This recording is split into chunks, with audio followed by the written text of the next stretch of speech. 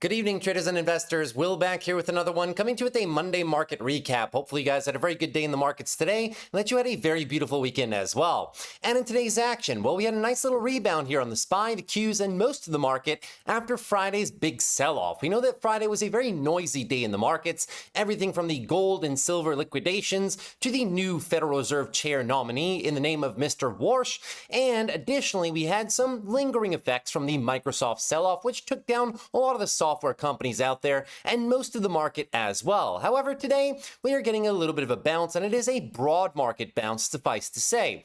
And we also know that we're embarking into an absolutely massive week of earnings. Now, we just had Palantir tonight, and we will indeed talk about that in today's video, but the rest of the week is supercharged as well. Names like PayPal, AMD, Supermicro, you got some value names such as Pepsi, you got some very big pharmaceutical names and healthcare names like Merck, Eli Lilly, Novo Nordisk, AbbVie.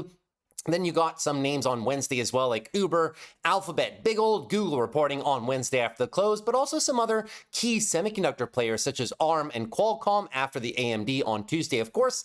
And on Thursday, another very big day, you get Amazon, but you also get a lot of people's favorite data center cloud player, IRN, which will also have some impacts on other names in that industry, such as NVIS, CIFR, APLD, and all that other good stuff, with some special shout outs in the names of Reddit, Bloom Energy, and Affirm as well. Many other names are not on this list, but just to show you guys, it's an absolutely massive earnings week, and so most of the price action this week will probably be a result of whatever happens throughout these earnings. Now, we also do have some major key things to look out for this week in terms of jobs. You'll notice here that on the Wednesday session, you get the ADP private employment change, and on Friday, you get the good old non-farm payrolls change. We know the market is obsessed with the jobs market with good reason, because it's the one thing that has the market a bit concerned this year. We know that the labor market is somewhat tight. It's a no hiring, no firing economy, to quote Jerome Powell. And as of right now, the unemployment rate is not skyrocketing and jobs are not falling off a cliff. But we really have to pay attention to each and every one of these jobs reports out there, because we know the other problem the markets have had in the last few years was inflation. And speaking about inflation, we just hit a multi-year low on the Truflation Index read for inflation right here, 0.95, a very low print, much lower than the CPI, much lower than the PCE, and this is my preferred inflation gauge, as it does measure over 15 million different products and services on a daily basis, so I do believe that it is more representative of the overall inflation picture and something that you can look at in more real time. So speaking about today's video, we're going to go through a few things together. I have 3 earnings prepared for you guys today. Number one is going to be the big one, Palantir, which had earnings today after the close. They're up roughly 6-7% in the after hours. And also we have some earnings that are not on this chart, but happened last Friday. But since I was traveling, didn't get a chance to cover them for you guys. So we'll be doing SOFI, which unfortunately had a bit of a drop after earnings, and also American Express. And we're going to look into American Express just as a gauge of the health of the consumer, right? Are they still spending on travel and entertainment and goods and services? So we'll take a look at American Express and wrap up our credit card players for the year, or rather for the quarter. My mistake. After that, we will get into our technical analysis rundown of the SPY, the Qs, our major market indices, check on the rotation, and just check on the overall health of the market and the technical aspects of all your indexes right here. Thereafter, we will do the same thing. We will take a look at big tech. A lot of big tech names did well today, but some still lagging a little bit behind. Looking at you, Microsoft and Netflix and NVIDIA. So we'll take a look at some of these names and derive whether or not there's some opportunities to be had across this big tech list. And at the very end of the video, we'll take a look at the biggest gainers and losers of the day, many of which are recurring players such as SanDisk and Micron, right? So several names performing very well today, and also several names to the downside. A lot of crypto names here. Robinhood down another almost 10% on the day. So we'll take a look at some of these names on this list and derive which, in my opinion, are some of the better opportunities in the market right now. And that should be it for today, guys. So should be a very fun and action-packed video, but I'll try to keep it shorter than usual. And let's jump right into it, shall we? So the S&P up 0.5 today, the Qs up roughly 0.7, and overall, it was a fairly decent day. You'll notice the heat map here. Many more names were in the green than red. It's some really nice performance here by Walmart and Costco. Shout out to those defensive names, value names, really still performing well. Industrials as well. The bottom half of the market, not doing too poorly. The only things getting left a little bit behind were real estate, utilities, and a big old drop in energy. Now, the price of the barrel of oil came down over the course of the weekend as we had some reports that the US and Iran were in talks. right? Just preliminary talks. We know that the barrel of oil was kind of rising recently because of the tensions between the US and Iran, the US sending the quote unquote armada towards Iranian territory. And now with tensions easing a little bit, you had a drop in the barrel of oil, and as a result, some of the energy names pulled back. Some of our favorite names here, though, big tech largely mixed on the day. Tesla, Meta, Microsoft, NVIDIA down. Apple really performing well today, 4% to the upside, getting a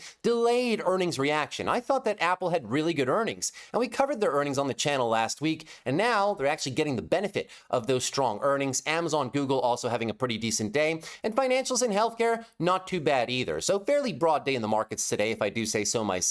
Taking a look at your one-day relative performance, you can see that even better. Only real estate, utilities, and energy to the downside. Everything else moving higher, led by staples, consumer defensives, and financials having a pretty good day. We've got some nice rebounds here by the credit card players, Visa and MasterCard especially, putting in 3.73 and 3% up prints respectively. So good day there, and a very broad day in the market overall. So that being said, we also had some key elements of news that I thought would be interesting before we jump into earnings. Number one is going to be this one right here. SpaceX has acquired XAI. Elon roughly estimates launching 1 million tons per year of satellites at 100 kilowatts of compute per ton, which could add 100 gigawatts of AI compute annually, with a path to 1 terawatts per year. He also thinks the lowest cost AI compute could be in space within the next 2-3 years. Now we know Microsoft's been talking about doing this, Google's been talking about doing this, and Elon's been really talking about doing this for the past 2-3 months. So a very interesting acquisition. And of course, we got the good old SpaceX IPO later on this year. Still uncertain whether or not SpaceX is going to merge with Tesla and create one giga company, but this is going to be a developing story. But data centers in space is going to be a very key theme this year. I know it sounds very futuristic, but it is here. The power and efficiency gains of placing the data centers in space are indeed very real, which is why a lot of the space plays such as Rocket Lab, ASTS, and other counterparts did very well to start off the year so far. So this is going to be very interesting to pay attention to. Moving on a little bit further here, this is a very interesting piece of research put out by Goldman Sachs. The profit pool in software is expected to shift towards AI agents. Now, we know that SaaS companies have been absolutely destroyed over the past year, anything from ServiceNow to Salesforce to Adobe and many other enterprise software companies. And that being said, you can clearly see why. Some of the projections here are that the agents, such as Claude and such as other LLM agents, are going to start taking market share progressively as we move on throughout the next 2, 3, 4 years. You can see that most of that shift really starts happening in 2027, the divergence, where the SaaS TAMs really start falling off and the agent TAMs really start rallying higher. No longer are the days where you need a team of 10,000 engineers and billions of dollars in research to put out a very decent software product, let alone a enterprise planning software product. Now, granted, a lot of these SaaS companies have a lot of legacy customers, and it's not very easy to have an institution that has 10, 20, 30, 40,000 employees to retool themselves entirely for a lower cost option. But that cost effectiveness and the break even, well, it's going to be coming, guys, towards the end of 2026 into 2027. So even though SaaS companies might recover in the short term, essentially what's going to happen, guys, is that as we develop new things with Gemini and Claude and all the other LLMs, you're going to constantly be in this battle with these companies, right? So even though ServiceNow and Adobe and Salesforce and companies like that could find a local bottom soon because we know they've been getting crushed, well, you're constantly going to have to battle these headlines over the next 2-3 years, which may make it a bit of a tedious investment in those SaaS companies. And lastly, something I thought would be very notable for us, guys, is this comparison right here. After the Microsoft drop last Thursday, the 10% drop, right? Take a look at this ecosystem performance. The divergence is quite staggering. You might remember I brought up this chart last November, but the divergence has only been magnifying ever since. The Google ecosystem is pulling largely ahead. Names like Google, Broadcom, Celestica, Light, TTMI, that basket is doing really well, whereas the OpenAI ecosystem, NVIDIA, SoftBank, Oracle, AMD, Microsoft, CoreWeave, all companies that have invested a lot of money into OpenAI, well, their share prices have done nothing but kind of go down. Now, there are some key notable exceptions like AMD at its all-time highs roughly right now, but this ecosystem divergence, the divergence of baskets, is quite meaningful in my humble opinion. Now, as one person in the comment section clearly pointed out, and I do agree, This just reflects the media narrative, which may or may not be correct. And I would tend to agree with that statement, guys. But we know that narratives and sentiment in this market is literally half of the game. We can talk about fundamentals, we can talk about valuations all we want to, but at the end of the day, sentiment drives a lot of these declines. And we only have to reference our previous slide in terms of software to understand that, right? Sometimes the narrative and the sentiment is so powerful that even though you may have good earnings, good revenues, and a low fundamental valuation, if the market just doesn't believe it, well, then nobody's going to buy. And that kind of wraps up our news elements from today. There obviously were more than that, but I thought that those would be very notable for our analysis today. That being said, before we get into more charts, let us dive into the good old PLTR earnings. Now, Palantir, what was very ironic about Palantir is that when software got absolutely destroyed pre-Microsoft earnings and post-Microsoft earnings, Palantir had a bit of a tumble here from the 170 all the way to about 145 lows. That was about a 15% sell-off into earnings. Now, usually Palantir rallies into earnings, but not this time. It was indeed down. And I found it very ironic because Palantir is one of those AI companies that is supposed to replace a lot of the software companies. But because it is a software company itself, I guess the algorithms that are behind the markets just sold it off irrespectively, right? That being said, Palantir came out with earnings today, and as you can see, after the close, they were up roughly about 7.5%. And with good reason, guys. They absolutely crushed it again. After showing the market some of the best earnings from any company that the market has potentially ever seen last quarter, they did it again this quarter too. Beat on EPS by about 8.6% versus the estimate, and a beat by about 5% on revenue versus the revenue estimates as well. Some of the numbers by Palantir this quarter, guys, were absolutely insane. Let me just move myself over so we can get a better indication of that. Take a look here at your total revenues, right? It was a beat, not by much, but a very big beat. Take a look at total revenues, guys, up 70% year over year. Government was 60 and commercial was almost 82% revenue increases. Gross margin, they beat again, 86% versus the 83.8 expected. That is a net improvement there too. Operating income and operating margins continue to climb higher. Palantir with some of the best operating margins in the game right now, 56.7. The estimate was 52.3. Those are big beats. Take a look at last year's numbers. They're about 45%. The rule of 40 increases again to 127%. Palantir is all by itself almost with NVIDIA with such a strong rule of 40. Now, they did miss on total amount of customers here by a little bit, not too much, but that was the only tiny little red element of this earnings. Everything else was an absolute beat, and beat by a wide margin. Free cash flow, they beat free cash flow metrics by about $200 million, which was fantastic. 33% surprise right there. Year-over-year gains in free cash flow, 53%. Absolutely ridiculous.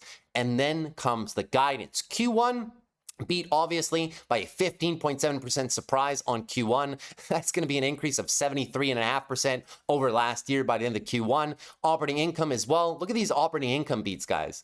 Operating income guidance, 36.7% beat. Absolutely massive. 123% improvements in operating income from the same time last year once we end this Q1 period. And then they also went ahead and gave the 2026 guidance as well. 2026 guidance, of course, they beat 14.5%. And I wouldn't be surprised if they give these numbers and beat these numbers by the end of the year as well. 14.5 surprise on earnings or on revenue, total revenue for the year. That would be a 60.6% increase year over year. So revenues are trending down. As you can see right now, we're like at 70s, in the 70s right now. So by the end of this year, it'll be a 60% year over year gain, but these are still staggering numbers. Operating income year over year, by the end of the year, that'll be 83%, roughly in line with what they're doing.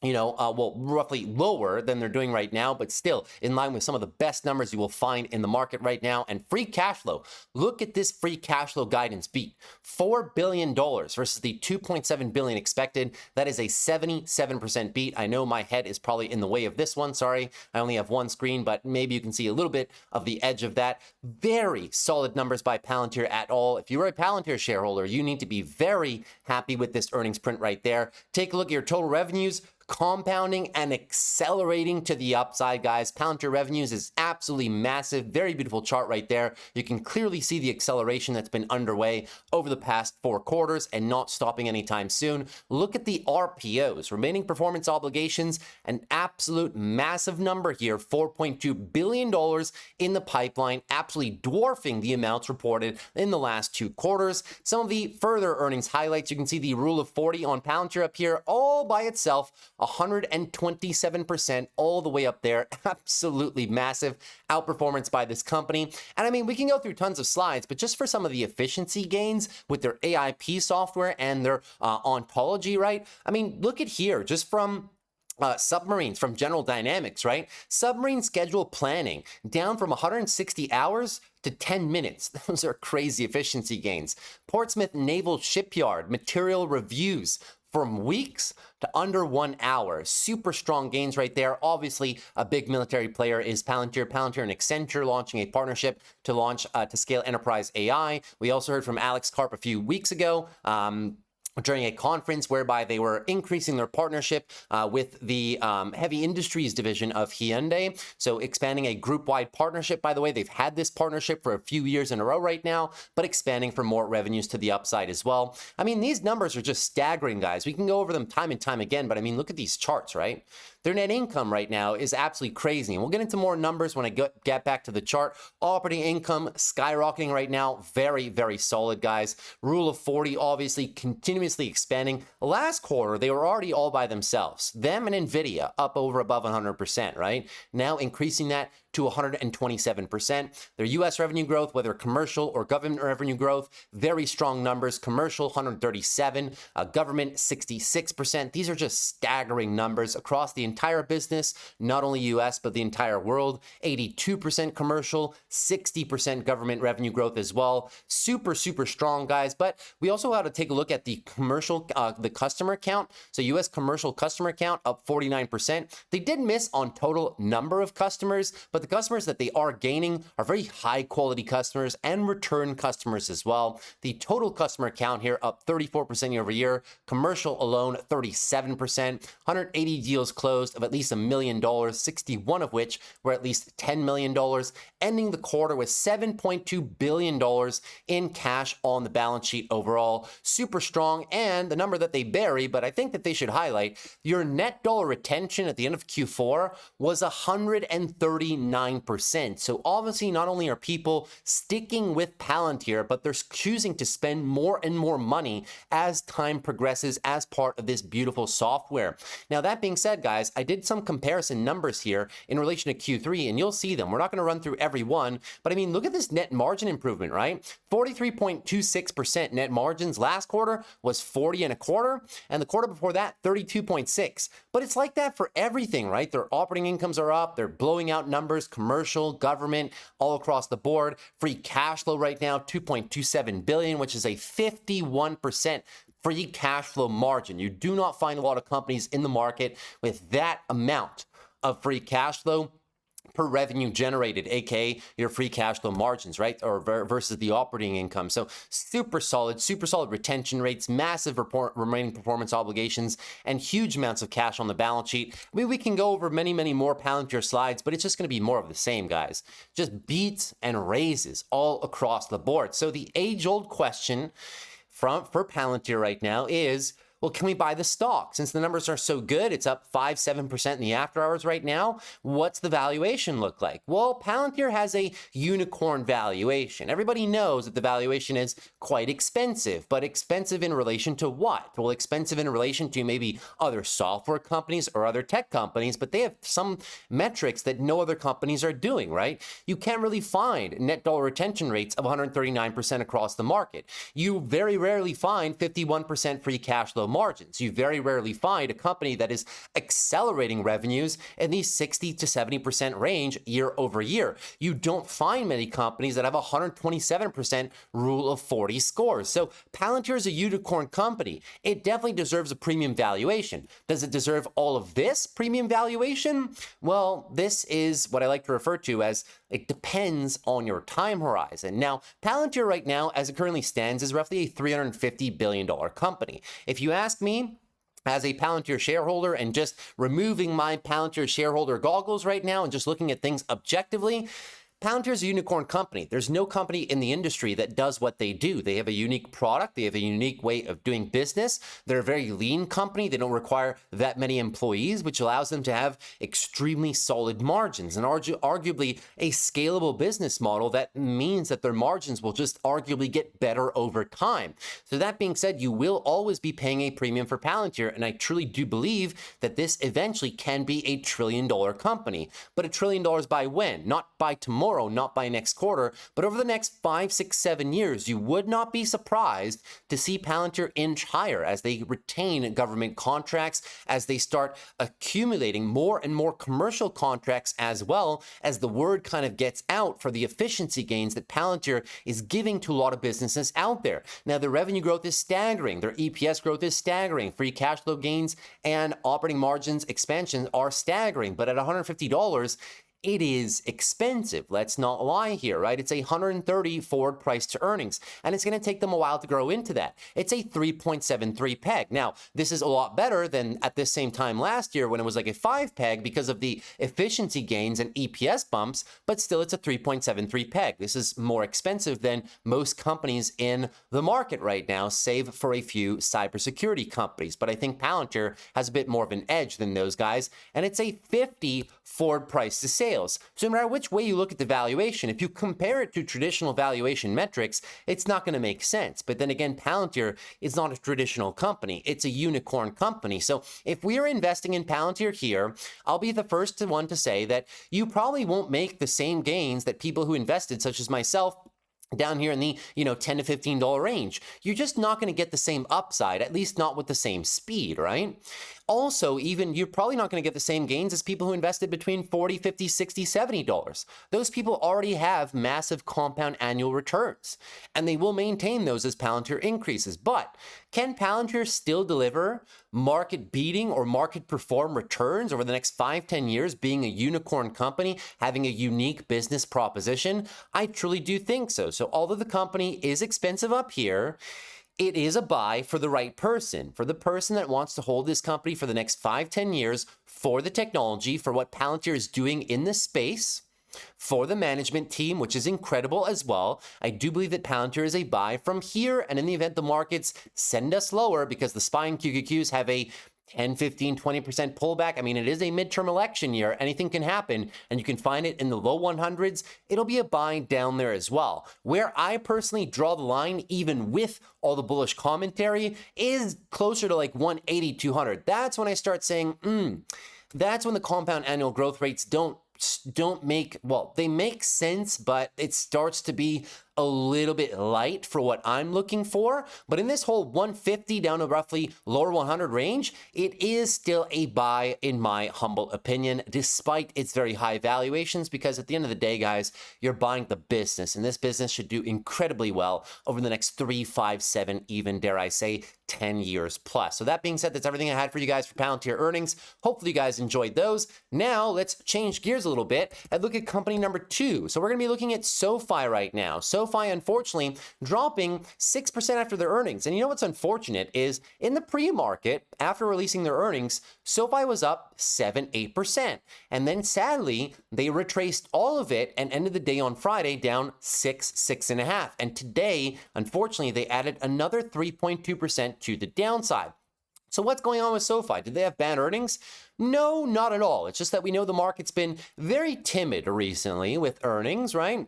That being said, SOFI had very strong earnings, guys. You'd be hard-pressed to find anything wrong with these earnings, but as I was saying last Thursday when I filmed the video, right, it was going to be all about the guidance, and SOFI is known to give conservative guidance, and once again, they gave conservative guidance, and that helped them out initially, but as you can see, it's not really helping them out right now. But that being said, if you are a SOFI shareholder, you should be very happy with these earnings, and possibly very happy that the market's allowing you to pick up a few more shares at a discount. At least that's how I feel. They beat on EPS here by about 13%. They beat on revenue by 3.62%.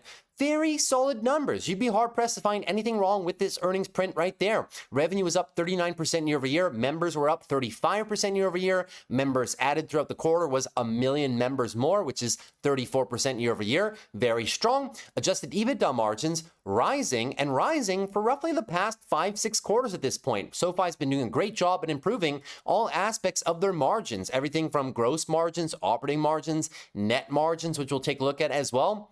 And their adjusted EBITDA as well, up 61%. I mean, if you take a look at SoFi net margins right here, net margins are at a record right now, 17.1%. Last quarter was about 14, and the quarter before that was 12. So they're making improvements not only on total members and total revenue, but also bringing more money to the bottom line. So it was a very decent earnings report. The guidance, however, little bit soft. Now, SoFi always does this. They guide a little bit soft just to make sure they can beat those numbers. But that being said, fiscal year guide for the entire year was about 60 cents on EPS. The estimate was 59. So once again, somewhat light guidance here. Revenue estimates for the year were 4.66. Now, that did beat the estimate of about 4.54. But once again, not a crazy revenue uptick in guidance. I mean, it's still very solid, but nothing crazy to scream home about, right? Just a couple percentage points. Moving on to GAAP net income, they gave great GAAP net income guidance for the entire year. This is 17.7%. So by the end of this year, they should be doing even better than they have currently. 17.1 is what they have currently. And by the end of the year, it should be about 17.7. So raising the expectations there as well, raising your EBITDA margins too. The amount of products that they have, 37% year over year gain, which is a record, but they have 20.2 million products. But keep in mind, when they add a stock to the amount of stocks you can trade, that's one product. So, you got to take it with a grain of salt, right? But total originations, we know that SoFi, drafts a whole bunch of loans on a quarter, whether that's personal, student, or home, and originations was up to 10.5 billion. This is a very strong number, 46% year over year, which was also a corporate record. Personal loans, 43% year over year, student loans, 38% year over year, and home origination loans, one of their sectors that they're kind of moving further into, that was up 95% year over year. Very, very strong numbers. So there's nothing bad to say about SoFi. And even when we go into the slides, right, they've released a ton of new products this year. And as SoFi investors, we should be very happy. They launched SoFi Crypto, they launched their own stablecoin, they launched international remittance with SoFi Pay, and many other things as well. Options Level 1 is on the platform now. They have a whole different suite of products, right? A very nice integrated system. Anything from, member dashboards to everything you can possibly imagine, whether that's banking, credit cards, investing, loans, and now even crypto. So kind of a one-stop shop solution is SoFi right now. A very strong product mix, a lot of synergy between their products as well. You can see the member increases right here, the product increases as well. Very strong gains, very broad platform, and people do seem to like it as they do retain their members very nicely. You can see this nice push into stronger EBITDA numbers and stronger net income numbers as well. Good quarter, but a good end to the fiscal year as well. Strong year-over-year growth, all things considered. Moving on a little bit further, in terms of their revenue mix, fee-based revenue mix was indeed a little bit higher. Now, there is one little thing here, guys. One little thing. I mean, we can talk about the rule of 40. Rule of 40 is very good. I mean, it's not Palantir good, but they've made drastic improvements here over the last 3 quarters. Very strong metrics in terms of EBITDA numbers, EBITDA margin numbers, and revenue growth metrics, of course, as well, right? So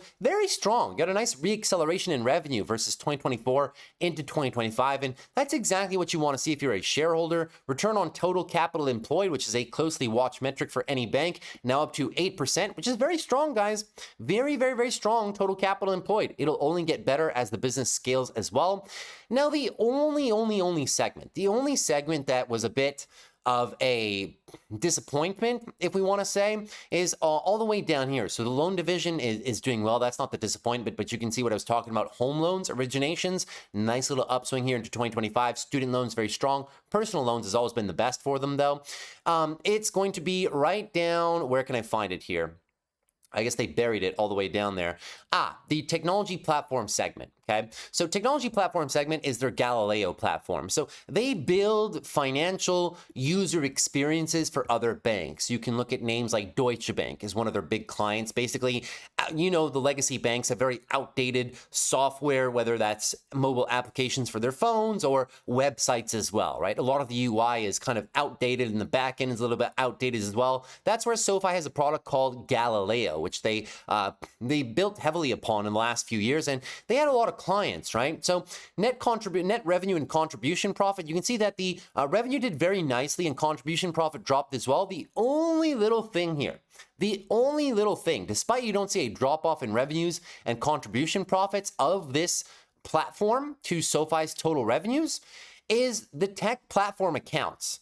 For some reason, it dropped from 168 to 128. Now, the revenue didn't drop, but perhaps the revenue would have been much better and contribution profits would have been much better if you didn't have that fall off. So potentially, maybe they either lost one client or maybe they're just not able to generate further gains with this platform. That is the only thing that you can kind of pick apart from the SoFi earnings that wasn't the best, right? But everything else, very strong net interest margins and everything like that. And the bank is also very well capitalized too. You always got to pay attention to this because SoFi issues a bunch of loans and then it obviously sell those loans too, but you always want to have good liquidity parameters as being a bank, right? So the required minimum per your chartered standards right here in terms of CET1. We always look at these when we go through JP Morgan and Bank of America, things like that. But I mean, they're well capitalized. CET1, it's over 3 times the baseline minimum. Tier 1 risk-based capital, 22, that's almost 3 times the required minimum. And Tier 1 leverage right here is over 4 times the required minimum. So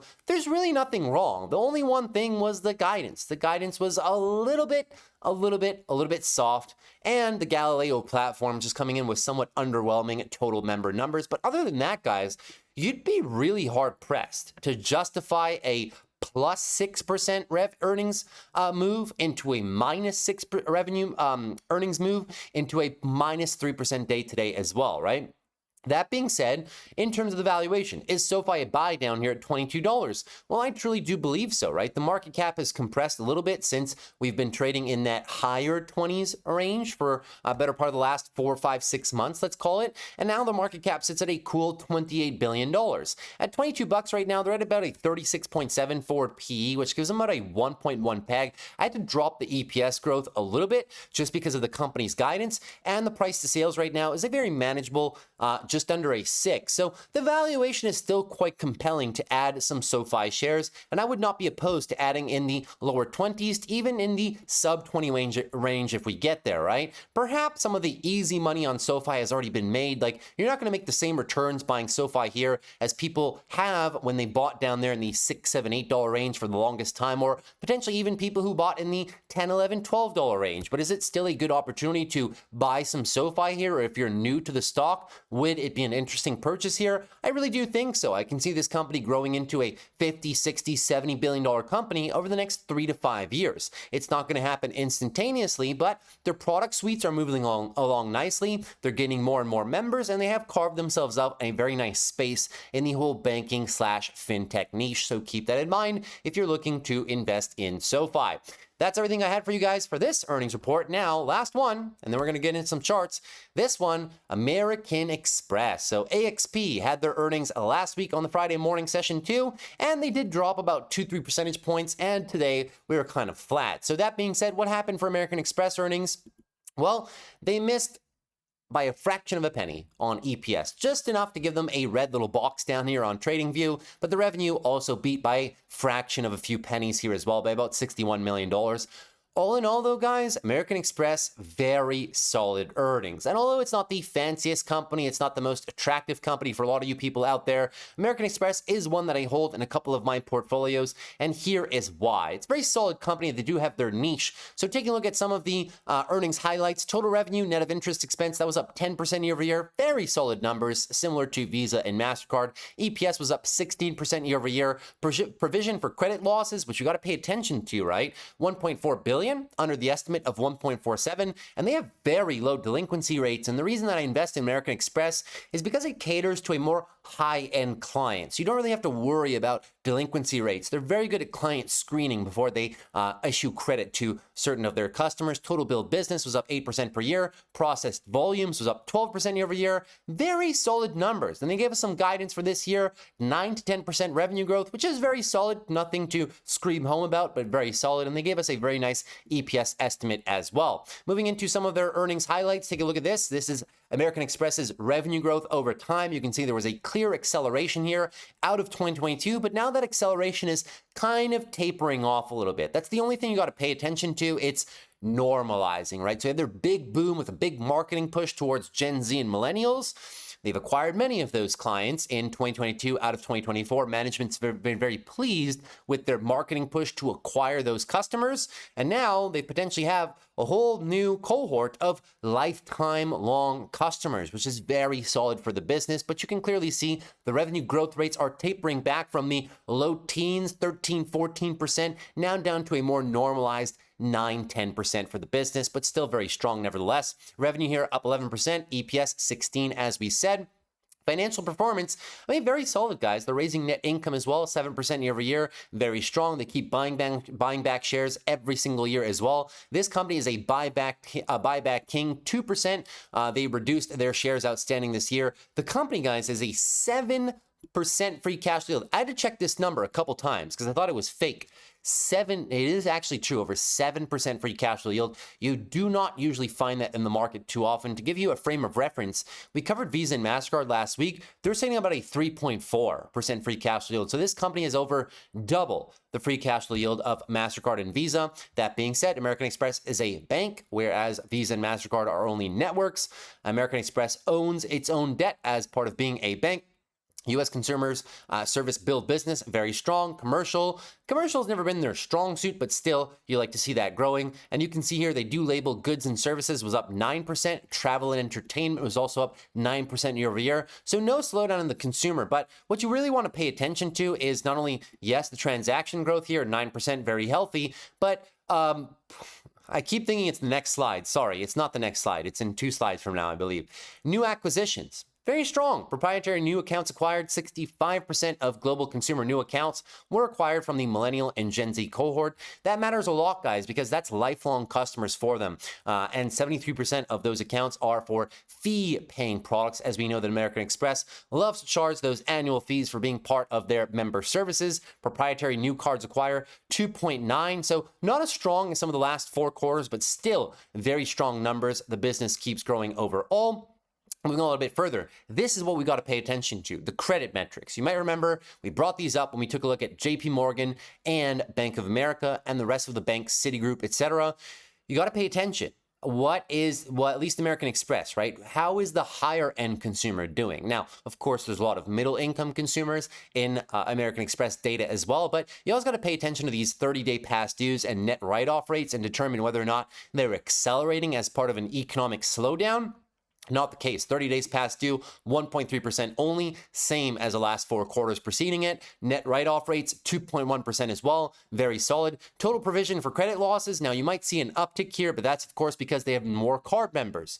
More members, right? You always got to pay attention to the reserve rate for, in terms of Express is a percentage of total card member receivables. As you can see, it stayed flat here at 2.9% for the past 5 quarters. So credit situation is not an impact for them at all, right? And most of their metrics for revenue, very good, right? Discount revenue, those are the card swipe fees, right? So 6%. Net card fees, those are your annual membership fees, 18%. Services and other revenues, that is your card member services, right? 10%. And net interest income, 12% up as well. So relatively boring earnings report from American Express, but as an American Express shareholder, that's exactly what I want to see. More growth, more free cash flow, more buybacks, amazing metrics overall, more user demographic growth, and very low delinquency rates, and the company guiding for not adding so much in terms of provision for credit losses. So that being said, around here at $350, $345, is American Express a buy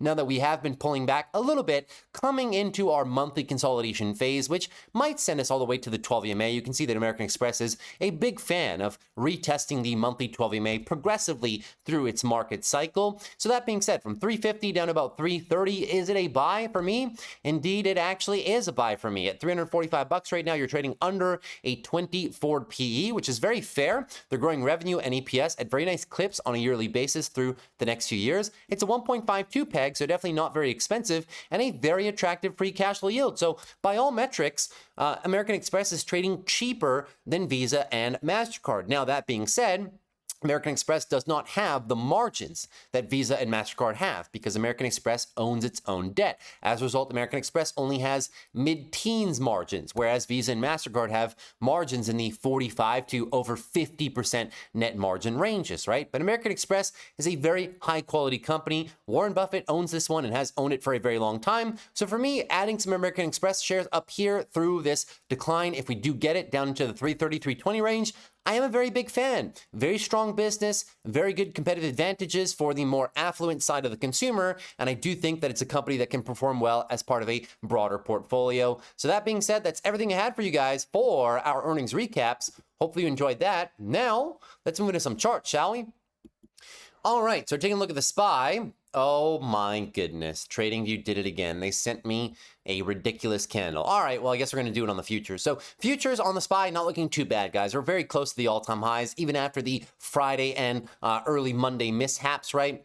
You know that the futures market was down a lot in the pre-market session last night during the Sunday evening period, and we kind of bought all of that back. So very strong rally by the bulls, but it just goes to show, guys, that nothing was really broken, right? What happened on Friday was a combination of many things. There's just a lot of noise, right? The progressive fallout after the Microsoft earnings. You got the new Fed chair nominee, Mr. Warsh, which the market said was hawkish because apparently the policies that he was talking about 15, 20 years ago, people think that he's going to do the same thing today. But to be honest with you, between you and I, you guys know President Trump, and you guys may want to say whatever you want about President Trump, and that's fine. But one thing that he does not want to do is potentially crash the markets by implementing a hawkish Fed chair into a midterm election year. I'm pretty sure you can understand, right? So I do assume that Mr. Warsh will have policies that will be favorable to declines of interest rates over time, and being more accommodative than perhaps he would have been otherwise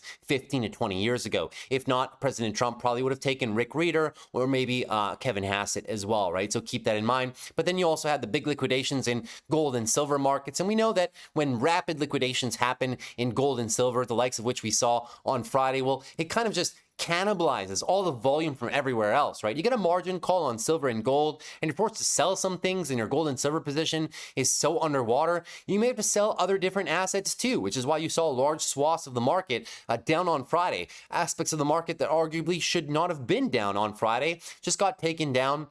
As a result, now that things have normalized a little bit, well, we get a little bit of recovery, and you can see the SPY is pretty good right now. We perfectly back-tested the area of support that we've been talking about consecutively on the channel, which is about 68.85 and about 68.09 right down there. The bulls are not looking too bad at all, right? Still got the structure for an all-time high breakout, but once again, that will hinge on the good results for some of these earnings prints throughout this week, especially Google and Amazon, as in my opinion, they will contribute the most to moving the markets. On the weekly time frame, you're still just grinding higher. I mean, it's not the rapid expansion that we saw coming after the April liberation lows, but it is still a categorical weekly uptrend. And the bulls have retained the daily time frames. They've retained the weekly time frames as well.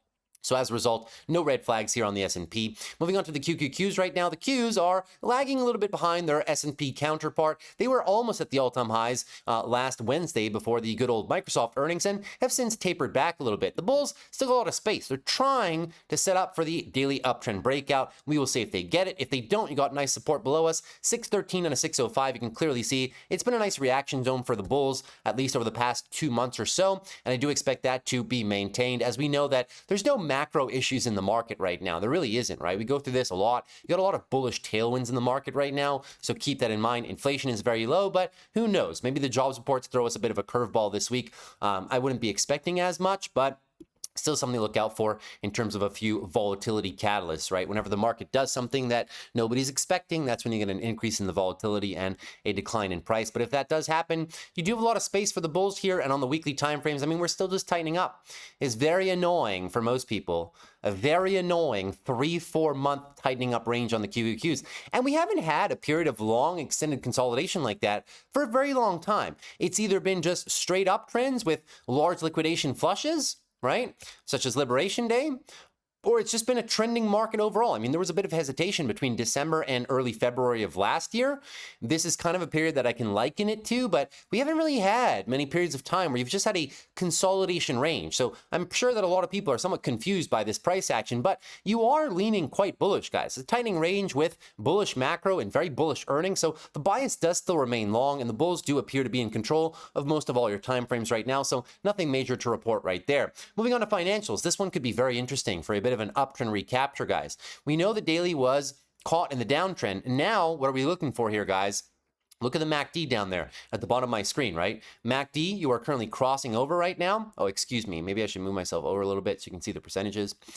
MACD is currently crossing to the bottom end on the daily time frame right there, and you are starting to engulf your most recent leg of selling. So they're trying to change the daily time frames right now, and what does that lead us into? It leads us into a weekly higher low, possibly going for a monthly expansion. You barely cut this resistance range. I mean, I can move this box down by $1 or $2 and probably encompass these, but pretty sure you guys know what the expectation was, right? Looking for the higher lows and the higher highs. Additionally, you had a bit of monthly consolidation too. The month of January was a consolidation month for financials. There were some interesting plays at the lows. Maybe you guys paid attention to some of my past videos. JP Morgan looking good from this level right here. Visa and MasterCard looking very solid from their respective lows as well after those earnings. So those are some of my favorite plays in all of financials. Visa and MasterCard were phenomenal pickups. They still haven't done anything. So no, you're not late. Sure, maybe you didn't pick the bottom, but we did their earnings last week, guys. They're cheap. Visa and MasterCard are still cheap. I'm looking for some pretty large expansion as we move into the next 2 years of trade, so keep that in mind.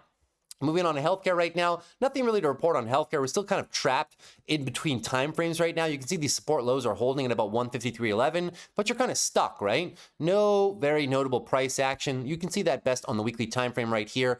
Just very tight, right? A tight bull flag at the top. Right? Very tight bull flag. And as a result, the monthly, it's just been consolidating sideways, kind of like the QQQ and the SPY. That being said, if you somehow break down, keep in mind, you got big earnings this week. You got Eli Lilly, you got AbbVie, you got Merck as well.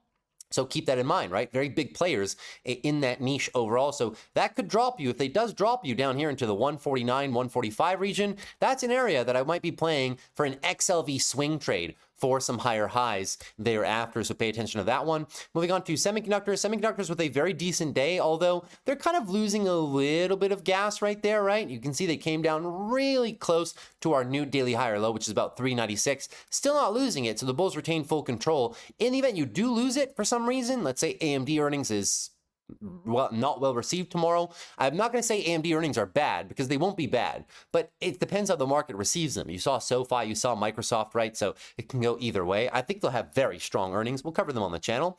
If you do pull back, guys, you're just looking for a weekly higher low. Super simple price action right here. Higher lows, 370 location, 12 EMA, and the backtest of former support, right? So semiconductors remain excessively strong. Some of the ones I'm looking into for some possible rallies. Marvell from this juicy area of support here, call it 78 to 71. Broadcom as well, basing right now, very decent, but I'm going to go for Marvell because I think it might just be the fastest horse in this race. And then again, you also have NVIDIA, which is just coiling up right here. One of my favorite trades. AMD no longer. I mean, it is still one of my favorite trades, and I'm holding every single share, but best on NVIDIA was on AMD was down here at 200. So, you know, I'm kind of focusing on Marvell and NVIDIA right now, to be quite frank with you. So just keep that in mind. You kind of want to go for the semiconductors that haven't rallied so far yet, instead of, you know, buying ASML all the way at the top right here. You know, the time to buy ASML was like down here. So that's what I'm trying to do with other plays. Like down here is like where Marvell is right now, or like NVIDIA after extended consolidation, right? Moving on to the Russell right now, the Russell down, or rather, excuse me, up 0.97%. And although we did forfeit our daily uptrend higher lows right there by losing it, well, it's not too bad. You just got to understand what we're going for here. you're just looking for the weekly higher lows, right? So the Russell has been an outperforming sector over the course of the early portion of this year. We talked about it a lot during the January period on the channel, where I gave a lot of the themes and sectors that would be very popular this year. And I still do find that growth stocks, small and mid cap stocks could be some very nice positions to be in as the macro does support that. So just looking for a weekly higher low. If they come all the way down, guys, probably just going to back test 255, then about 250 pocket before maybe going for another swing trade long on the Russell. So whether you guys are playing the Russell individually, or rather whether you're playing the Russell or individual small cap names, I do think that this one has some notable tailwinds for us throughout the rest of the year. Moving on to some of our minor sectors, we're not going to spend too much time on this, but just to reiterate, guys, this sector was as well one of our key themes into 2026, XLP, and now you can see why. Since the beginning of the year, beautiful weekly uptrend, break through the all-time highs. This is not small, guys. This is 2 years worth of a range resistance, right? Beautiful recapture of the monthly uptrend with a lot of momentum right now. And look, the MACD cross. I mean, I know it's a boring sector. It's not very sexy, but sometimes there is a time to play consumer staples, and this might be one of those times. So I do believe that staples, it's not for everybody. A lot of dividend companies in here, but it's part of the cycle, right? Usually institutions don't bid these companies up because what are these companies? These are companies that are in mature stages with low pricing power that consumers can easily substitute from one to another, right? So big money doesn't really get into that trade when interest rates are very high and inflation is still a struggle for most people and consumer sentiment is low and these companies run out of pricing power. No. It usually tries to find the bottom of the cycle and then bids them up. And now, because we have a bullish macro outlook, that's why you're seeing small caps rally, but you're also seeing some cyclical industries such as this one rally as well. So keep that in mind. Consumer retail could be a very popular trade as well. You can see very nice monthly upswing right now. So consumer retail, consumer staples, and small caps. A very funny trade, right? It's like a duality of sorts, right? On one side, you got the value dividend boomer stocks. And on the other side, you have high beta small caps, and they both can work very well for the same reason, because the economic cycle, the visibility into the economic prints this year in terms of GDP and just overall consumer resiliency are better than they were back in arguably 2024 and even 2025 when there was still a lingering recession odd risk for the markets, right? Moving on to utilities. Utilities still will be a very popular trade this year as well, even though they were down today. Some of my favorite names include names like the independent power producers with exposure to natural gas, nuclear, solar, coal, battery storage, which is Vistra. Vistra could perform really well despite its recent price action this year. We can also look at names like Next Era Energy. So just a few names out there. Obviously, you guys can play the nuclear names if you really want to, either individually or through an ETF, but definitely pay attention to the utilities this year, guys. Should be a very good sector. Moving on to real estate. I mean, the REITs are not really moving. That's because the 10 and the 20-year yields are still stuck right now, but REITs could be very interesting as well. My favorite one is going to be Vici for this year. Vici at multi-year lows right now, paying a very healthy 6.41% dividend, the landlord of many Las Vegas properties out there. So there's some interesting REITs out there if REITs are your thing, or if you wanted to play different aspects of the real estate market, you can also try and bid these rocket mortgage declines, as I do believe that down here in the whole $17 to $16 range is very decent for some of the mortgage companies that have sold off recently. And then we talk about energy, right? Energy's had a stellar start to the year. We talked about it ending the year in December, saying that XLE Leaps looking for a 4-year consolidation period could be very interesting. Venezuela news added to it as well, but also just the cycle, right? These companies, contrary to most people's expectations, yes, they are highly correlated to the barrel, but they can also run on their own. Keep in mind, these companies have been increasing revenues, increasing EPS, increasing free cash flow for the past 4 years, but their stock price hasn't done anything. And now it's finally doing something. Look at CVX. Massive breakout. So watch for it. You get the retest. You guys know what to do. XOM, same concept. Look at this breakout. 4-year breakout of this range, right? Super solid names. And the midstream pipelines could also be very popular because they are interconnected very closely to a lot of the data centers. So pay attention, midstream pipelines for natural gas purposes or just legacy oil. If you want to play it with the ETF, just be mindful of your pullback locations into former all-time highs. That could be the good old breakout retest and policy run for another leg higher. But That's everything for your index rundown. Hopefully you guys enjoyed that. Now let's move into some other assets such as gold and silver. These have been very wild trades recently, right? Gold on Friday was down at one point over 10%. On the Monday session, gold in the pre-market was down another 7-8% as well, but they did recapture a little bit of it. But suffice to say, guys, like a lot of momentum has been lost, and now you're gonna have to go through some time frame restructuring. Now, although we haven't lost the weekly time frames, this is very clear, and that's what I was telling you guys to pay attention to, right? If you flush the daily EMAs and you give back too much of this move, it opens up the door for one of two things. Either the daily downtrend into healthy consolidation or the long-term tightening up range, right? You'd be hard-pressed to believe that the likely scenario after such a massive 100% engulfing move is just a V-shaped shot to the all-time highs. Maybe, but maybe this is also a good indication that gold and silver may just have to consolidate a little bit. You know, consolidation is not a bad thing. It's just natural. You got to pull back to the 12 eventually. And we said that all the way up here. It was just super extended. So look for the pullbacks, right? Maybe this is your time to maybe accumulate a little bit. If you are a gold bug and you really do believe that we're going for 6,000 this year, then maybe this is the discount that you were looking for. You did a great job cooling off the monthly timeframes a little bit, you know, but not too much. The weekly timeframes have been cooled off a little bit too.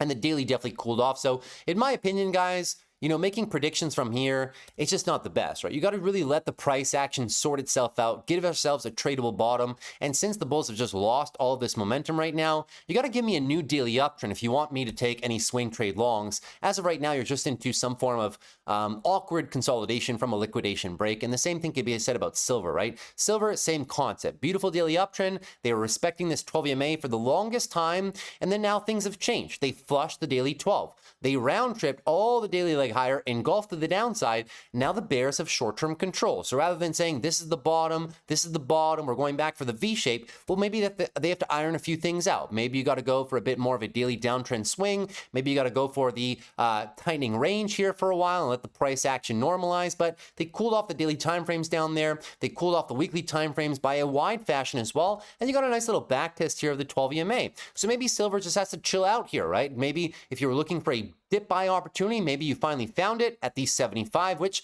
you know, it's funny. I was saying that up here, but people didn't want to hear it. I say, just watch for the pullback. I was expecting more of a multi-week, multi-month pullback just to normalize the price in the 12 EMA. They gave it to us in 2 days, right? So nice 12 EMA backtest right here. The weekly has been cooled off. The monthly is not quite that cooled off, but did give you a nice recapture there. So, you know, as I said, right, it's very tough for me to say, and I've been trading the markets for a long time, guys, but it's just very volatile, right? You got to wait for the price action to normalize. If you guys just want to buy the dip here regardless and say, well, I'll take a chance, I'll put a stop loss down here and I'll go for all-time high V-shaped recapture, I wish you the best of luck, right? But it might just be a little bit, it just might be very volatile throughout this period of normalization of these assets that had a great end of 2025 and a great start to 2026, but now it was a very crowded trade, a lot of leverage in this trade, so now a deleveraging and liquidation break. But, you know, you can see that all across the board, not only on silver and gold, but this is usually always how parabolic moves end, right? It ends in some big liquidation event and then the price normalizes. It doesn't mean that this is exactly your cycle top. It just means that it may have to take a breather for a little bit of time, right? Moving into other assets such as Bitcoin and Ethereum. Well, Bitcoin and Ethereum kind of followed the rest of the market down. Not too good of a performance, was it? So Bitcoin to the downside, 1.13%. Very weak performance by Bitcoin. Daily bears are in full control of this one down here, right? Support stays put at 73, down about 65. And I do believe that the bulls may have to build a bit of an area of support down here. It's unfortunate, though. This was a weekly bear flag, which we commented on. We were saying the break to the downside was more than likely, and it happened. The more unfortunate part of this trade is that now you've round-tripped your entire monthly move. That's very unfortunate, right? At that point, you're going to have to wait a long time, guys, for Bitcoin to regain the monthly uptrend, because now you've lost all momentum. So the only trade, similar as what I was saying right here, right? There's no short-term swing trades because there's no momentum. For short-term swing trades, you need momentum. You need at least a daily or weekly structure, which you don't have. It's a daily downtrend, it's a weekly downtrend, and it's a monthly fully engulfing move. So you have no momentum. So the only trade that makes sense here is long-term accumulation. And I'll say the same thing for Ethereum. You have no daily uptrends. Sure, we're daily oversold, but it's crypto. It can stay daily oversold. They can bounce a little bit, come right back down here, and do what they did here in this lower range down here in the lower 2000s, right? So although there's no short-term price action for us, the weekly bears are in control, the daily bears are in control, and the monthly has round-tripped a lot of these gains, guys. So the V-shape is somewhat unlikely at this point. If anything, you'd be looking for a long-form recapture of this price. So as a result, since we're looking for long-form recapture, and we can't really do short-term swing trades because the levels are all cracked, well, it's just long-term accumulation. I know it sucks to say, right? But it is really just long-term accumulation for crypto at this point. It's been wildly out of favor since October, but everybody knows that. That being said, that's everything for your overall market rundown. Now, let's dive in to some of our big tech names, shall we? All right, so moving into Apple. Apple, a nice 4% gain on the day. Very good earnings follow through for this stock right here, entering our resistance range, 275 down to 266. I mean, we were saying down here, Apple was a pretty good nibble, right? It wasn't a full send buy, but whenever Apple pulls down into your 12 EMA on the monthly with a 15% downswing from the highs with very strong, we were coming into this earnings with very strong guidance. I brought up the iPhone sales metrics so many times. There's a pretty easy read on their earnings. Not that earnings are ever easy, but this was one of the more easy ones to look through. And now Q2 guidance is equally as strong. So Apple, it's gone. If you missed it, it is gone right now. You're into resistance, but the daily bulls have full control. You get a bit of a pullback here. Not too bad. You got a lot of space. Anything above 252 is looking for a higher low. So if you're looking to swing trade this one, pay attention. If you get a pullback here, then you can play the pullback, possibly into the EMAs, 260s, set a stop loss there, and then you look for expansion beyond the trading range, which is our overhead resistance, right? Apple right now at 270, I mean, at 260, it wasn't bad. End of the day, Apple is Apple. You know, if you want to nibble as part of the DCA strategy, it's fine. It is somewhat pricey, as we covered after their earnings, but Apple should be having a very good 2026. Am I expecting Apple to go up 100% this year? No, right? It's more of a value name than a growth name at this current stage, but their product suite is very solid. And as I said, if we pull back again to the lower 250s somehow, like if we get back this entire move and just retrace down here, I'll be selling some put options down here and maybe adding a couple shares, not too many because my Apple position is still big, but adding a few, I wouldn't be opposed to. It's just not the one that I'm adding the most to right now. I mean, AMD, there's not much to say on AMD because AMD is earnings tomorrow. The stock expected move is about 7 to 10%. So 7-10% to the upside, I mean, you're gone. You're gone beyond all-time highs. 7% to the upside, guys, you know, you're at all-time highs already. 7-10% to the downside, well, you might get the juicy re-entry opportunity down here at 220. But we'll cover this on the channel tomorrow, obviously, and I'll reiterate, if AMD goes down after earnings, guys, it's going to be a buy. If it goes up after earnings, guys, arguably it's still cheap. Okay, we can say that it's still cheap. At 250 right now, it is still cheap. Would I be going full send into earnings? No. Most positions should have been built in the lower 200s, but can we say that it's objectively cheap in relation to its forward growth for the next 2-3 years, even at 250? Yes. Is it as good as an entry opportunity as 200? Well, obviously not, but you can't either say it's expensive right now. So like these areas are what I like to call the last call opportunities for AMD. Now, I don't want you guys to FOMO in before earnings because I'm saying it's last call, because who knows? We saw Microsoft, you may get another entry after earnings, right? Who knows? All I'm here to say is that if AMD pops up 10-15% after earnings, it gets more difficult to chase, guys. Even though I have a $300 end of year price target for AMD and over $400 by the end of 2027, right?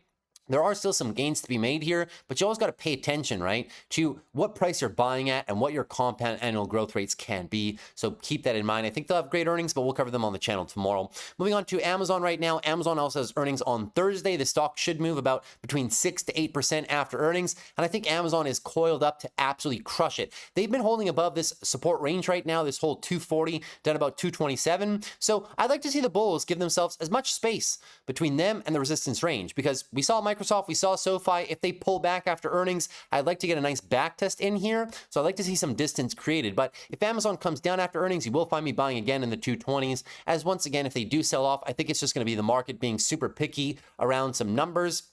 But Amazon is still one of my favorite companies in the entire market to buy. I think this is the year in the sun for Amazon where they can run a substantial amount. My end of year price target is closer to the $300 range. And this one here as well, right? This whole 230, 240 to 230 range, this is like glass call area for Amazon. Because eventually when it runs, I think it's going to run like Google. Maybe not as violently, but it might just run in a similar fashion to where it may not give re-entry opportunities. It may just start its run. And Amazon, I mean, let's not get it twisted, right? Like, it can run like that sometimes, just not recently, but when it does run, it usually starts to run pretty hard. Moving on to Google right now, Google up 1.88% into their earnings on Wednesday. We'll see what they say. I mean, Google is kind of the same concept, right? So Google is very extended right now on all time frames. It's an 80 on their RSI. Monthly RSI is also extended at 82, and the chart is also very extended as well. Keeping in mind their valuation right now is also the top end of the range. They should be getting close to around 30 forward price to earnings and around a 2 peg, so high in relation to Google's historical standards. Am I buying more Google shares up here? No. Am I selling any of my long-term shares on Google? No. I love their ecosystem. I love their network effects. Their search, advertising, and cloud businesses are doing very well. YouTube business is doing very well. Their other bets businesses are doing very well as well. Gemini, as we know, has been absolutely crushing it recently. So I think Google should do quite well. It's just buying it up here is very extended, right? I don't believe it's the best risk to reward trade in the market anymore. Down here at 160, it was. Categorically, it was, and I spent a good portion of last year saying that. But now I can also recognize that it is no longer the greatest risk-to-reward trade in the market, but a very solid company nevertheless, and I'm not selling any of my shares. Moving on to Meta right now. Meta consolidating after their earnings push. They were up 11 after earnings, and now just soft consolidation over the last 2 days, coming into our support area, 706 down to about 678. So we know it's been a very key area for Meta, right? Both on the support side back here and the resistance side back here. I mean, it's off by a few dollars to the downside, but that's fine. You guys get the drill, right? Just going for a casual little back test. So this could be an interesting area to add a couple more Meta shares. I still think Meta is undervalued at this current stage, around 715 even after their earnings. They're trading at a 424 PE, guys. It's super cheap, right? A 1.71 peg as well, and a decent free cash flow yield. So this is what I mean, right? Google may no longer be the better risk to reward in the market, but in my opinion, Meta is. So I will be looking forward to build some more Meta shares in that location, because eventually I think that Meta is just going to run away from us as well. So I may as well be accumulating some if I can down here. Microsoft is also probably one of the easiest buys in the market right now, if I do say so myself. Down all the way here at 423. I mean, they're cracking another level of support, guys. 425 is kind of the end of that. I mean, you're coming into some price action from 2024, but the top end of support was really these guys up here, and the bottom end of it would be almost fully filling that last earnings gap from May of last year, around the 410, then under 400 region. Now, I would be surprised if Microsoft comes down there, but if it does do the full retracement with a gap fill, it'll be one of the best gifts that the market can ever give you. Keep in mind, Microsoft right now is down from the all-time highs around 24%. That does not happen very often. They're trading at a mid 25-ish, because now we did it at 450. They're now down another 5%. So they're trading very close to a 425 PE. You don't usually find Microsoft trading there. It's a 1.5 peg or even lower right now. You don't usually find Microsoft trading there. And additionally, it's around the 26 EMA or lower. You usually don't find Microsoft trading at these technical levels, nor at these fundamental breakdown levels. So Microsoft, in my opinion, is one of the easiest Mag 7 buys in the market right now. It may be choppy for a minute, but I truly do believe that any buys that I make on the stock, because I have been adding, will be rewarded come, in the next few quarters and in towards the next years, guys. At the end of the day, it's Microsoft, right? Moving on to Netflix right now. Netflix continues to be very soft. They're going to have the finalized deal parameters for Warner Brothers Discovery probably by March. So, Netflix, unfortunately for them, if you're paying attention to Netflix, guys, just pay attention to the daily chart and this 12 EMA. If you cannot break above this 12 EMA, and change the daily uptrend, you're just going to keep going lower. It's very simple, right? The bears control this chart. The bulls are just nowhere to be seen. So if you fall a little bit lower, you're going right down here to the weekly 200 EMA, which is right around the 75 location. It's weekly oversold conditions. We know that it's the 10th straight red week. At least it looks to be the 10th straight red week in a row. Very unfavorable. But until the bulls can change the short-term timeframes, we cannot say that this is a local bottom on Netflix just yet. That being said, the valuation, as we move lower and lower, gets even more compelling, it is a company that I continue to add to my long-term portfolio with because I do still believe in the business. So the share price has been very unfavorable. The price action has been terrible on Netflix recently, but long-term fundamentals are very well intact. Moving on to NVIDIA right now. NVIDIA down 3% on the day. I mean, there's just so much noise with this right here. You can see it on the headline right here. Currently discussions regarding a potential deal with OpenAI. I talked about it last night when I did the top 5 options plays, which is why NVIDIA was one of my favorite plays into this week. I knew it was going to happen. You know, there were some rumors. Reuters put out a rumor that, you know, NVIDIA was potentially reconsidering its $100 billion deal with OpenAI. And then Jensen Huang over the weekend came out and said, well, no, we're not. We still really love OpenAI. It's going to be one of our biggest investments of all time, but he didn't provide a number to that. So perhaps they won't be investing up to $100 billion. And then, you know, it's just so much noise, guys. It's just so much noise, right? That being said, NVIDIA is an extremely solid company. It's trading very cheap right now. It's coming back to support 185 down to 178 overall. So I'm a big fan of selling some put options. There were some phenomenal opportunities to sell some put options in the mid 170s today, as I was saying in yesterday's top 5 options video. So maybe you guys were able to find some of those. If not, accumulating some shares on NVIDIA, not too bad. 175 to 185. It's a low 20s forward PE, and it's around a 1 peg. I do believe fair value for NVIDIA should be closer to like 250, 270 for them this year. And it's been having like 5-6 months of consolidation. So what better location to be picking up for NVIDIA? The fundamental thesis definitely hasn't changed, and the amount of money that they have in their pipeline definitely hasn't changed as well. Their earnings are in a few weeks. I'm excited for it. Moving on to Tesla right now. Tesla down about 2% on the day, but Tesla news has been very bullish as of recently, right? Not only after earnings did we see that they're doing very well in terms of their energy business, in terms of scaling to different cities for robo-taxis this year, but there's also this talk about the SpaceX and Tesla merger, and now SpaceX has acquired XAI. So could there be one mega company forming soon? Maybe. Also, we have Optimus robots to look forward to in 2027, so keep that in mind. Tesla's price action is kind of awkward right now. We're into support 425 down to 415. If you get the further breakdown, guys, that's probably going to be best location to buy Tesla for the long term, right? Because obviously we covered their earnings. It's tough to justify these valuations if you only look at Tesla as a car business. But if you look at Tesla as an overall potential play in combination with XAI, with SpaceX, or just for their energy business gains, or their Optimus robotics gains down the horizon, or their FSD gains, millions of cars in circulation, right? If you look at all that in a big package for the next 5 to 10 years, then you can make sense that the valuation still is compelling down here. So best location probably for Tesla in the short term is 406 down to 382. You can see it best on the monthly timeframes, guys. You're just consolidating, still looking for a monthly higher low, and that's where the 12-month EMA is. So if you're a Tesla shareholder with the long-term vision in mind and you were looking for best location, that's probably going to be it, sitting on top of our previous resistance range, which is support, nice monthly backtest of these levels. So keep that in mind for good old Tesla. Palantir we just covered initially for the video, but just to reiterate their price action, right? Nice bounce off the lows. So, I mean, there's an opportunity here to pick up some Palantir. Not necessarily for a short-term swing trade, although it could be interesting, right? We're currently sitting around the 155 range. They gave you a tradable bottom. Maybe with the earnings momentum, we can set a stop loss below these levels right here, right? The daily higher lows, or maybe you want to go below this guy right here, 141. Low 140s would be a stop loss, and the take profit range would be right back here into the big wall of resistance, mid 180s. So, I mean, the risk to reward makes sense on a trade from Palantir. They just gave you a tradable bottom, but also, as we said in the earnings presentation earlier, Palantir is a buy, but it's a buy for a certain specific person who wants to hold this company for the next 5-10 years. And if it drops a little bit more, they will be building into the position. The type of person who maybe hadn't had a chance to buy Palantir way back in the 20, 30, 40, 50, 60s. Maybe they found it in the last 6 months and we're looking for further confirmation. I think this earnings pretty much confirms that they're a company here with very strong pricing power, a very good business model as well, and one that will be front and center in the quote-unquote AI revolution over the next 3, 5, 7 years.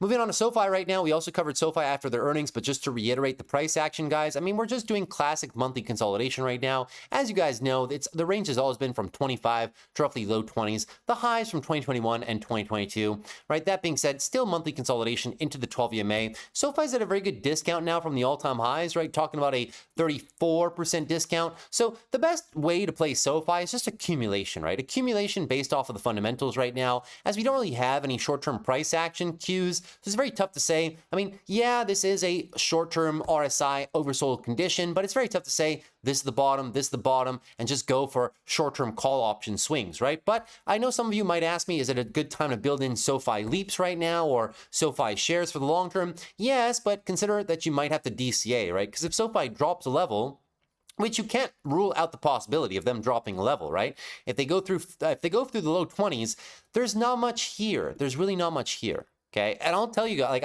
I can say that because I'm a SoFi shareholder. There's not much there. So the next level below is like, 17, 16. I'm not saying it's going to go there. I'm just saying if we're building positions here, maybe save a little bit of capital in the event that, things hit the fan in the overall markets, because we can't discount that. Maybe SoFi doesn't do it on its own, but maybe you get an overall market correction. And that's what brings SoFi down, right? It'll be a tremendous buy down there, but just keep some buying power. So I am playing short puts here. I am accumulating a bit of a SoFi share position. In that respect, just playing some wheel shares, and if I get assigned, I'll probably hold them for a bit of an upswing, but it's a decent location. Nothing wrong with this location at all. Just keep some room in the event that you have to buy some a little bit lower, for whatever may happen in the markets. Moving on to Uber. So Uber as well is a bit tough because Uber has earnings coming up tomorrow. So unsure, or rather Thursday, or rather Wednesday. What am I saying here? Yeah, Wednesday morning before the open, my bad.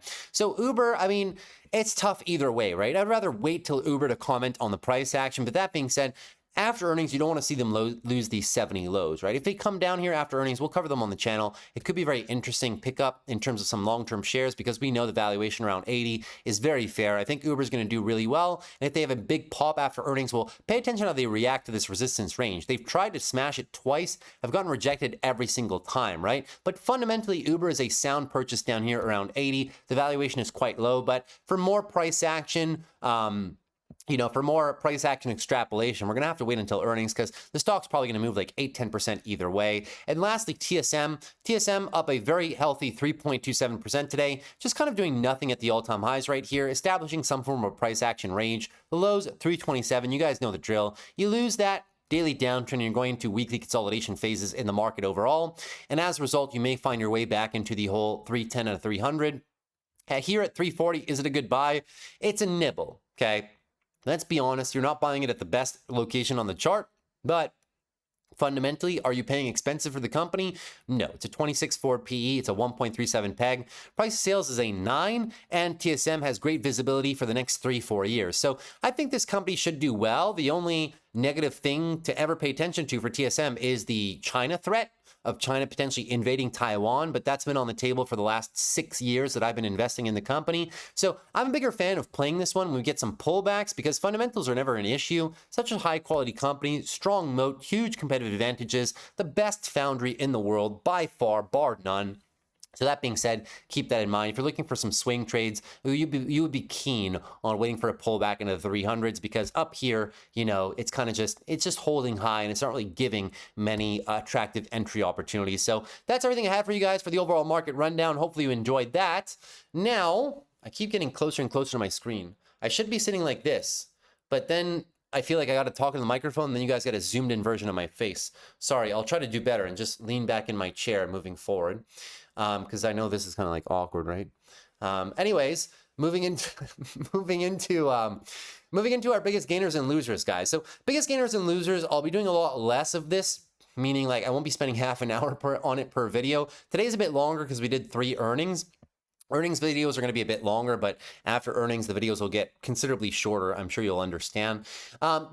Robinhood, we can talk about it, right? Robinhood, the only problem with Robinhood is that they never bothered setting much support on the way up. So Robinhood is kind of like in a free fall location right now. And like, don't blame me for saying that. I'm just looking at the chart, right? They didn't bother setting anything here. So yes, although Robinhood is oversold conditions, and Robinhood doesn't really hit oversold conditions that frequently. I mean, last time was like August 2024, and you might say, well, it's a buy down here. It's like you're buying without structure, right?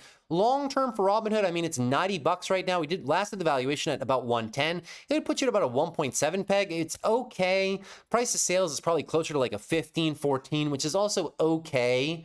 But let's be honest, right? I mean, Robinhood, at the end of the day, the stock's up like 20x in the last like 2 years. And they also had this very, very nasty head and shoulders pattern, which they kind of fulfilled the prophecy on right now, right? So I'd be a bigger fan, if we're looking for some swing trade longs, I'd be a bigger fan of waiting for them to recapture some semblance of a daily uptrend and give me a tradable bottom, because I can't really count on any support locations, right?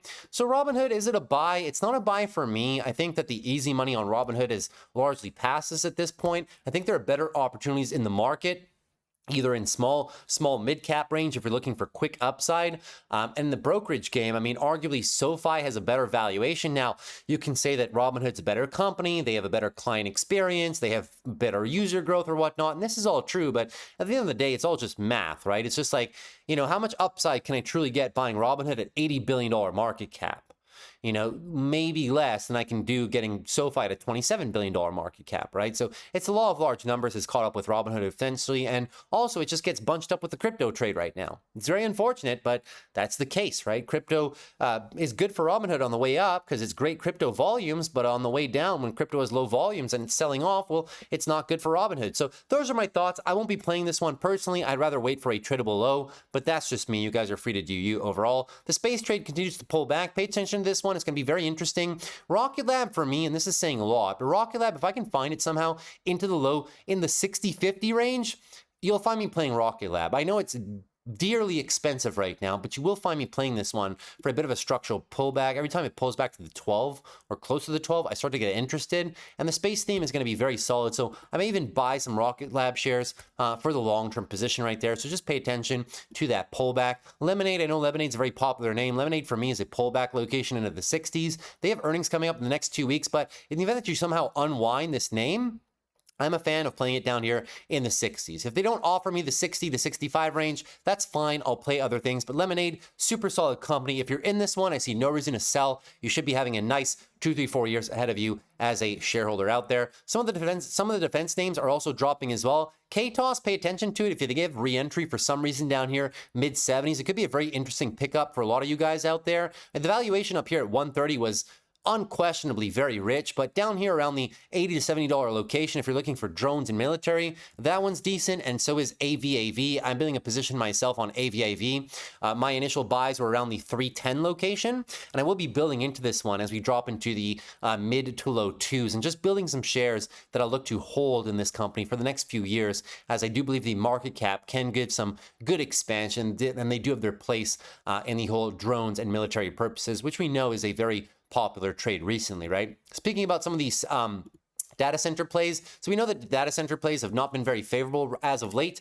CoreWeave dropping a lot, IREN dropping a lot, but they have earnings on Thursday, and NBIS. I'll just give you some levels, guys. NBIS for me is a buy here through about 70. I think forward growth is so solid for this company, many different verticals to this company as well. So from here down to 70s, right, it is a buy opportunity for me, and I will be building my position more. Iris Energy, same concept, right? If we drop into the 40s, mid 40s to like 30s is where I get interested. So in the event they come down after earnings, which would be surprising, but in the event they do, anything's possible, right? I would be accumulating more shares on IREN all the way down there. CoreWeave, I don't have many shares, but I do have a couple of leap call positions.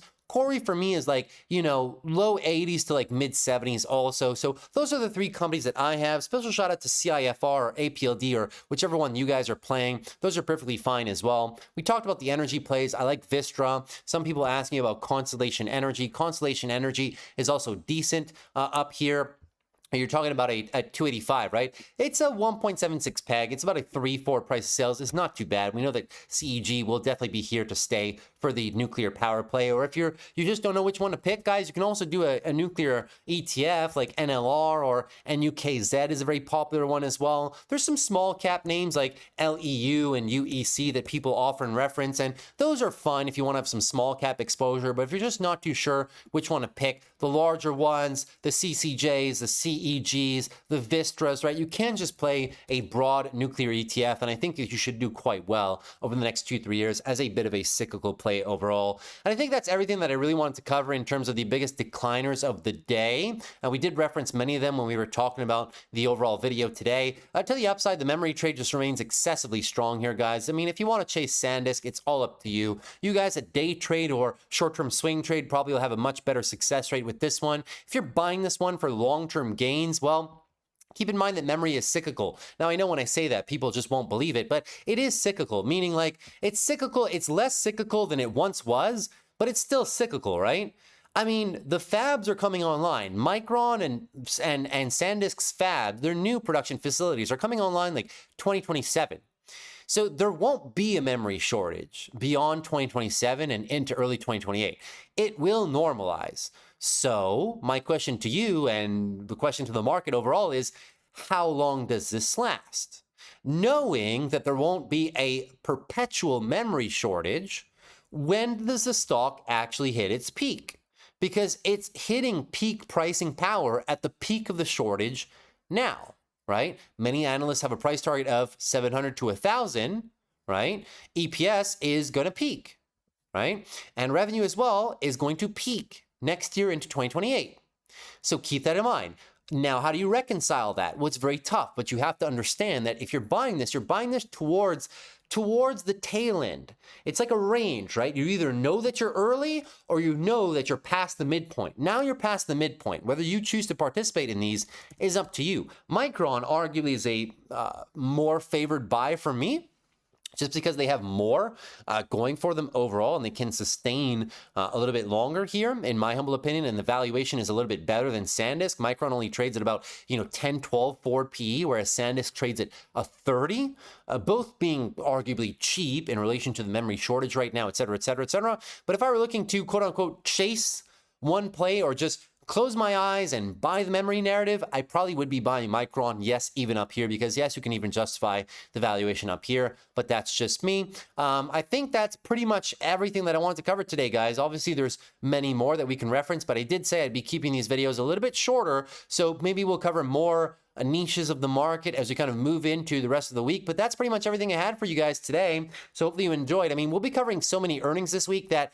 we won't have a shortage of things to cover in the biggest gainers and losers, because these earnings will affect a whole bunch of, second order plays and whatnot. So trust me, we'll cover a lot more than what we did today over the course of the rest of the week. But that's all I had for you guys. So if you guys enjoyed today's video, consider dropping a like, consider subscribing to the channel as well. We'll love to have you back. And in the event that you were interested in leaving a comment, that also helps me grow out the channel as well. So questions, feedbacks, comments, always love reading what you guys have to say down there in the comment section. And as per usual, guys, if you wanted to, or if you were tired of trading and investing in the markets all by yourself, and you wanted to do so as part of a community of over 350 different members, you can consider joining us in the trading and investing community with the link down below in the video description. In that community, you get access to all my trades in real time, the short-term swing trades, the long-term portfolio trades, the call option trades, the wheel trades, and everything in between. I post all the trades daily. You can also see us in the private morning live streams every day from Monday to Friday. For about 2 hours, I stream live at the open. I trade the markets live, and I take all your questions on your stocks, your options, your long-term portfolios. Additionally, as well, you get access to over 15 hours of private education, trading strategies, how I do fundamental analysis, how I do technical analysis, how to grow a trading account, how to build a long-term investing portfolio, whole bunch of educational content that I will never put into YouTube. And last but not least, you get access to all my charts. Whenever you guys see charts, like Amazon with support resistance levels and fundamental breakdowns that I do right here, you can just copy paste all my watch list, all my charts. It takes like 15, 20 seconds, and they all become yours on hundreds of companies at this point. And that's pretty much most of what you would get in the Discord. And especially you get access to, well, asking me all the juicy questions that you guys usually ask me in the comments section, but at least in the Discord, I can explain everything with a chart, with the fundamentals, with all that good stuff, options plays, and everything in between. So that's everything I had for you guys today. Take care. Thanks so much for watching. See you guys tomorrow. Have a good one, and peace.